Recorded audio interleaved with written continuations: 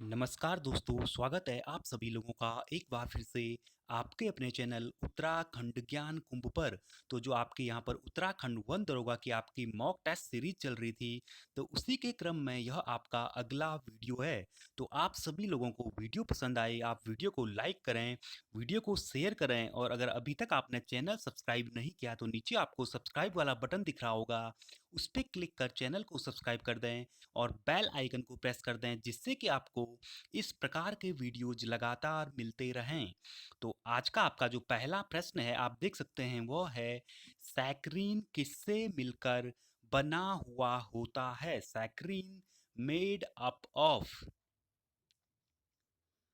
और जो यह प्रश्न है इसका जो आपका सही जवाब होगा वह होगा ऑप्शन बी, टॉल्यूइन। तो आपको ध्यान रखना है कि जो आपका सैकरीन होता है यह टॉल्यूइन से मिलकर बना हुआ होता है। तो आपको इसके बारे में ध्यान रखना है कि जो सैकरीन होता है यह एक कार्बनिक यौगिक है, जो एक प्रकार की कृत्रिम चीनी होती है। यह गन्ने से बनी चीनी के मुकाबले 300 से 400 गुना मीठी होती है। तो आपको यह बात ध्यान रखनी है कि यह एक गन्ने से जो चीनी बनती है उससे 300 से 400 गुना यह चीनी मीठी होती है, जो आपकी सैकरीन से मिलकर बनी हुई होती है।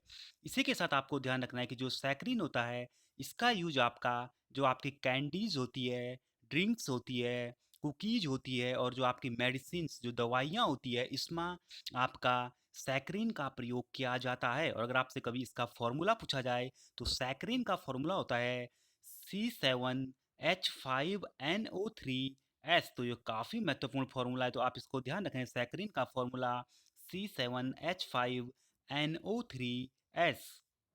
तो ये थी इससे जुड़ी कुछ महत्वपूर्ण जानकारी। फिर आज का आपका जो अगला प्रश्न है वो है लोहे का सबसे शुद्ध रूप है, which is the purest form of iron. तो आपको बताना है कि जो आयरन होता है उसका सबसे प्योरेस्ट फॉर्म कौन सा होता है। और जो यह प्रश्न है इसका आपका सही जवाब होगा ऑप्शन ए, पिटवा लोहा। यानी जो आपका रफ आयरन होता है, रॉट आयरन होता है, यह लोहे का सबसे प्योरेस्ट फॉर्म होता है। और इसके बारे में कुछ महत्वपूर्ण जानकारी जो आपको ध्यान रखनी है तो आप यहाँ पर देख सकते हैं।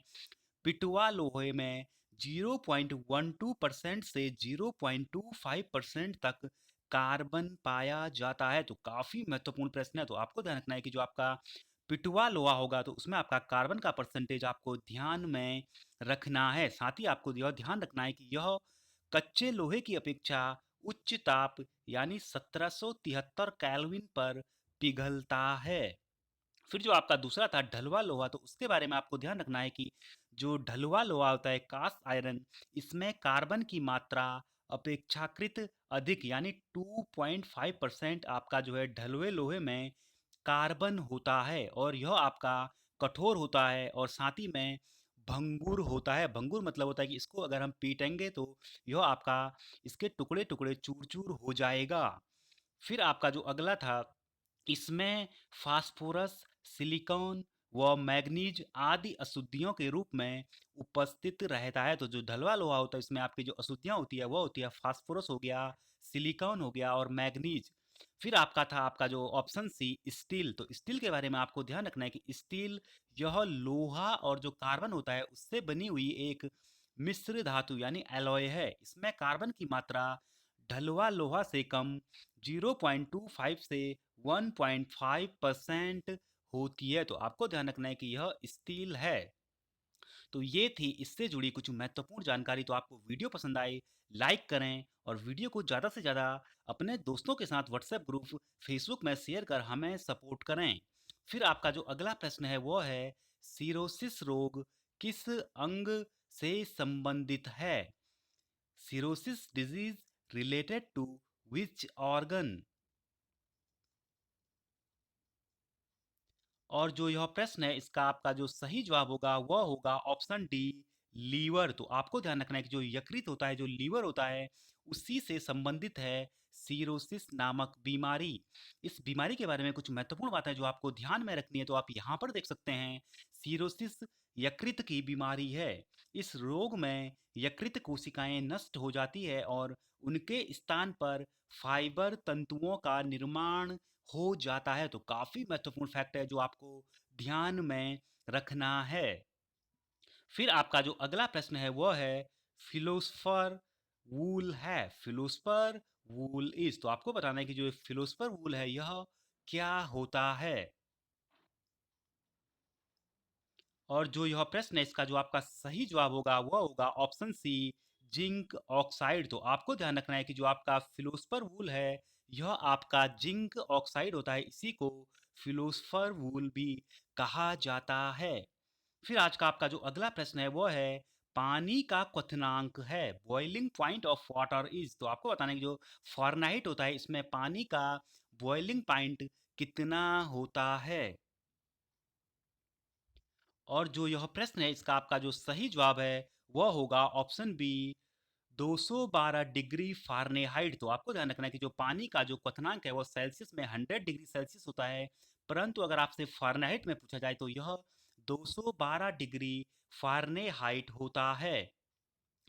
फिर आपका जो अगला है इसी से संबंधित, पानी का हिमांक बिंदु फ़ारेनहाइट स्केल पर कितना होता है, freezing point of water at Fahrenheit scale is. तो आप सभी लोगों को अगर पता है तो आप कमेंट कर कर इसका जवाब जरूर दें कि पानी का जो फ्रीजिंग पॉइंट होता है, हिमांक बिंदु होता है फ़ारेनहाइट में, वह कितने डिग्री फ़ारेनहाइट होता है। तो आप सभी लोग प्रश्न का जवाब कमेंट बॉक्स में जरूर दें। फिर आज का आपका जो अगला प्रश्न है वो है शुष्क सेल में संग्रहित ऊर्जा किस रूप में होती है, the energy stored in a dry cell is in the form of. और इस प्रश्न का जो आपका सही जवाब है वह होगा ऑप्शन ए, केमिकल एनर्जी यानी रासायनिक ऊर्जा। तो जो आपके ड्राई सेल होते हैं, जो आपके शुष्क सेल होते हैं, उनमें जो आपकी जो एनर्जी स्टोर होती है, जो ऊर्जा संग्रहित होती है, तो वह रासायनिक ऊर्जा के रूप में संग्रहित होती है। फिर आपका जो अगला प्रश्न है वो है आपेक्षिक घनत्व की इकाई है, unit of relative density is. और इस प्रश्न का आपका जो सही जवाब होगा वह होगा ऑप्शन बी, केजी पर मीटर। तो आपको ध्यान रखना है कि जो आपका रिलेटिव डेंसिटी होती है इसकी जो यूनिट होती है वह होती है केजी पर मीटर। और इससे संबंधित कुछ महत्वपूर्ण फैक्ट जो आपको ध्यान रखना है कि आप यहाँ पर देख सकते हैं, आपेक्षिक घनत्व का कोई मात्रक नहीं होता है। तो आपको ध्यान रखना है कि जो आपका रिलेटिव डेंसिटी होती है इसका कोई भी मात्रक नहीं होता है। फिर आपको अगली बात जो ध्यान रखनी है कि आपेक्षिक घनत्व होता क्या है, तो आप देख सकते हैं कि पदार्थ का घनत्व तथा जल के घनत्व का जो अनुपात होता है उसी को पदार्थ का आपेक्षिक घनत्व कहते हैं। यानी आपका जो मटेरियल होगा उसकी डेंसिटी और जो आपका वाटर होता है उसकी डेंसिटी का जो रेशियो होता है उसी को रिलेटिव डेंसिटी कहा जाता है। तो आप यहाँ पर देख सकते हैं कि पिंड का अगर आपसे पूछा जाए कि आपेक्षिक घनत्व पता कीजिए, तो इसका फॉर्मूला होता है पिंड का घनत्व अपॉन जल का घनत्व, यानी आपका जो मटेरियल होगा उसकी density upon density of water. तो इससे आपकी रिलेटिव डेंसिटी डायरेक्ट निकल जाएगी। तो आप सभी लोगों को वीडियो पसंद आए लाइक करें, ज़्यादा से ज़्यादा वीडियो को अपने दोस्तों के साथ शेयर करके हमें सपोर्ट करें, जिससे कि आपको इस प्रकार के वीडियोस लगातार मिलते रहें। फिर आज का आपका जो अगला प्रश्न है वो है डीसी की आवृत्ति होती है, the frequency of direct current is. और इस प्रश्न का जो सही जवाब होगा वह होगा ऑप्शन ए, जीरो। तो आपको ध्यान रखना है कि जो डीसी होती है, डायरेक्ट करंट होती है, इसके हिंदी में कहा जाता है दिष्ट धारा। तो जो दिष्ट धारा डीसी होती है इसकी फ्रीक्वेंसी जीरो होती है।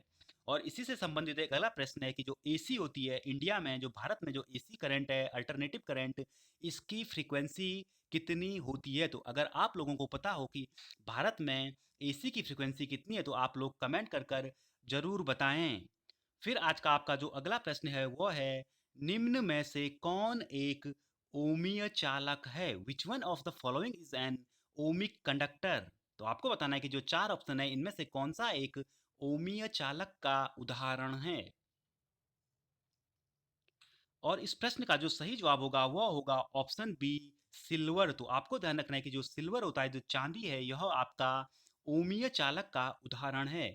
तो अब ओमीय चालक होते हैं क्या है, तो आप यहाँ पर देख सकते हैं कि जो चालक आपके, जो कंडक्टर आपके ओम्स लॉ को फॉलो करते हैं तो उन्हीं को ओमिक चालक या ओमीय चालक कहते हैं। अब ओम का नियम तो आप सभी लोगों को वैसे पता होगा, तो आप यहाँ पर देख भी सकते हैं कि ओम के नियम के अनुसार यदि किसी चालक की भौतिक अवस्थाएं नियत रखी जाए, तो किसी प्रतिरोध के सिरों के बीच उत्पन्न विभवांतर उसमें प्रवाहित होने वाली धारा के समानुपाती होता है। तो यहाँ पर देख सकते हैं V प्रोपोर्शनल टू I। तो जब प्रोपोर्शनल का हटेगा तो V इक्वल टू हो गया आपका IR। तो यही यही आपका जो है ओम्स लॉ है। फिर आज का आपका जो अगला प्रश्न है वो है, हमें भोजन से मिलने वाली ऊर्जा को मापा जाता है, तो जो एनर्जी हमें भोजन से मिलती है उसको किसमें कैलकुलेट किया जाता है? Option A milligram, option B calorie, option C Celsius, option D none of this. तो आप इस सभी लोग इसका जवाब कमेंट कर कमेंट बॉक्स में दें कि जो एनर्जी हमें भोजन से मिलती है उसको किस में मापा जाता है। साथ ही में आपको वीडियो पसंद आए वीडियो को लाइक करें, जो ज़्यादा से ज़्यादा अपने दोस्तों के साथ वीडियो को शेयर करें, और अगर अभी तक चैनल सब्सक्राइब नहीं किया तो नीचे सब्सक्राइब वाला बटन दिख रहा होगा, उस पर क्लिक कर चैनल को सब्सक्राइब कर दें, जिससे कि आपको इस प्रकार के वीडियोज लगातार मिलते रहें।